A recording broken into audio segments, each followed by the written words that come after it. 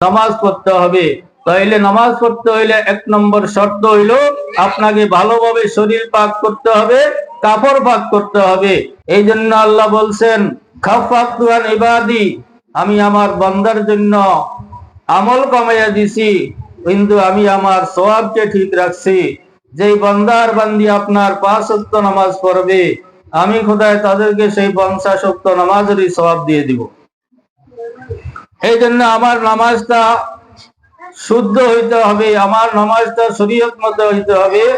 আমরা নামাজটা আমাদের নিজ মন গড়া পড়লে হবে না, মন গড়া ইবাদত করলে আল্লাহ গ্রহণ করবে না।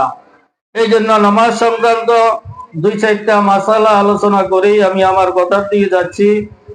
আমরা জানি নামাজ পড়তে হইলে 13টা ফরজ লাগে। 13টা ফরজ যার আছে তার জন্য নামাজ ফরজ হইলে আদায় করলে নামাজ সঠিকভাবে হয়। তার মধ্যে 7টা হইল নামাজের বাইরে আর 6টা হইল নামাজের ভিতরে। নামাজের বাইরে 7টা হলো শরীর পাক, কাপড় পাক, নামাজের জায়গা পাক, 17 টাকা, কিবলামুখী হওয়া, ওয়াক্ত মতো নামাজ পড়া। এই জন্য আমাদের এই বাইরের নামাজগুলা, এই বাইরের কাজগুলা, এগুলো নামাজের মধ্যে। এগুলার ভিতরে যদি আমাদের 2-1টা ত্রুটি দেখা যায় তাহলে আমাদের পুরাপুরি নামাজ হবে না। এই জন্য ফরজ যদি নষ্ট হয় তাহলে নামাজ আবার পড়তে হয়। এই কারণে আমরা এই কয়েকটা জিনিস যদি আমরা একটু আলোচনা করে নেই, যে আমাদের শরীর পাক হইতে হবে। 1 নম্বর শর্ত হইল আমাদের শরীর পাক হওয়া। শরীর পাক 2 ধরনের থেকে হয়, একটা হইল নাপাকে হাকিকি, আর একটা হইল হুকমি। অর্থাৎ আমার শরীর যদি নাপাক থাকে আমি গোসল করে নিতে হবে, আর যদি শরীর পাক থাকে তাহলে নামাজের আগে যে উযুর কথা আছে, আমি উযুর 4টা ফরজ ঠিকঠাক মতো আদায় করে তারপরে আমার শরীরটা পাক করতে হবে। এবং শরীর পাক আমার নাপাক আমার শরীরে লাগে কিভাবে?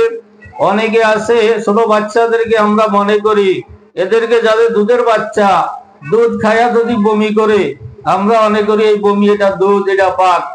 না, আজকে যে বাচ্চা হইছে এই বাচ্চা যদি দুধ খায়া বমি করে আর এই বমি যদি আপনার গায়ে লাগে বা কাপড়ে লাগে, যেখানে লাগছে ওই জায়গা ধুয়ে নেওয়া ফরজ।